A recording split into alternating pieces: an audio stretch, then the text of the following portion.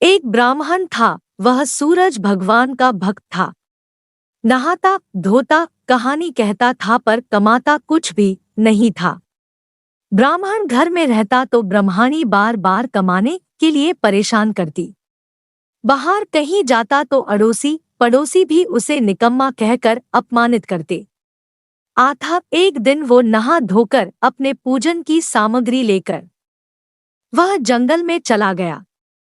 वहां एक सूखे पीपल के पेड़ के नीचे बैठकर पूजा पाठ करी और सूरज भगवान की कथा करी।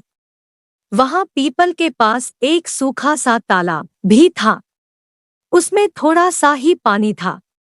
उसी पानी से लोटा भरकर सूर्य भगवान को जल चढ़ाया। पूजा का जल बहकर पीपल और सूखे तालाब मई भी गया। जल के जाते ही सुख पीपल हरा भरा तथा सुख तालाब साफ पानी से भर गया। उस जल में सूर्य भगवान दिखाई देने लगे और कहने लगे, ब्राह्मण मांग तू क्या मांगता है। ब्राह्मण ने सुना तो यो घबरा गया, सोचने लगा, लगता है पीपल में कोई भूत रहता है। रोज जब वह पूजा करता तभी आवाज आती।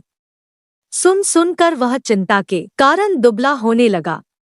ब्राह्मणी कभी कभी ब्राह्मण से मिलने जंगल आ रही थी। उसने ब्राह्मण से पूछा, आप दिन प्रतिदिन दुबले क्यों हुए जा रहे हैं। तब ब्राह्मण ने सारा हाल बताया। तब ब्राह्मणी ने कहा कि आपके के बाद ही आवाज आती है ना। मुझे तो लगता है कि सूरज भगवान स्वयं आते हैं। इस बार जब आवाज आए तो तुम सब कुछ मांग लेना।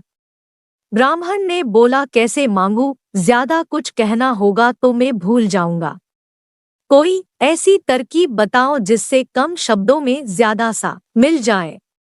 ब्राह्मणी ने कहा, तुम इस प्रकार कहना, नौ खंडे महल के अंदर सोने के पालने में पड़पोते को दास दासियों द्वारा खिलाते अपनी आंखों से देखो। इस प्रकार लंबी उम्र, महल, बेटे पोते पड़पोते और धन सब मिल जाएगा। क्योंकि जब धन होगा तभी तो सोने का पलना, दास दासियां होंगे और आंखें घुटने ठीक होंगे तभी तो पड़पोते को सोने के पालने में झूला झुला सकेंगे और देख सकेंगे। दूसरे दिन पूजा के बाद आवाज आई तो ब्राह्मण ने वैसा ही कहा जैसे ब्राह्मणी ने समझाया था। सूरज भगवान ने कहा, दिखने मई तो भोला लगता है पर एक ही वार में सब मांग लिया।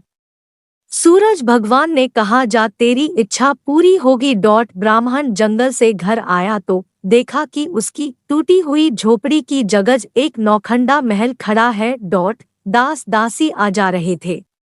ब्राह्मण ने उनसे कहा, यहाँ मेरी झोपड़ी और बूढ़ी ब्रह्माणी थी कहाँ गई। उस समय महल की खिड़की से एक सुंदर औरत गहनों और सुंदर कपड़ों से सजी हुई बाहर आई और बरमेह से बोली, आ जाओ, ये अपना ही घर है।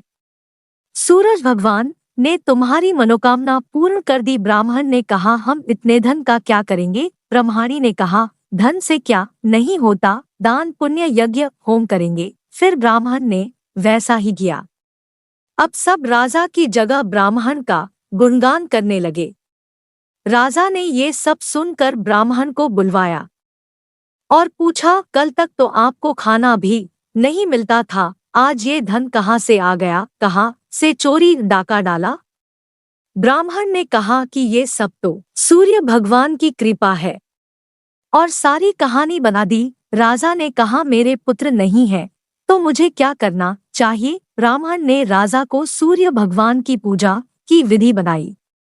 राजा ने वैसा ही किया, यो उसके पुत्र हो गया। सब लोग सूर्य भगवान की जय बोलने लगे। हे सूर्य भगवान, जैसे ब्राह्मण और राजा की मनोकामना पूर्ण की वैसी सबकी करना। कहानी कहने वाली की कहानी सुनने वालों सबकी मनोकामना पूरी करना।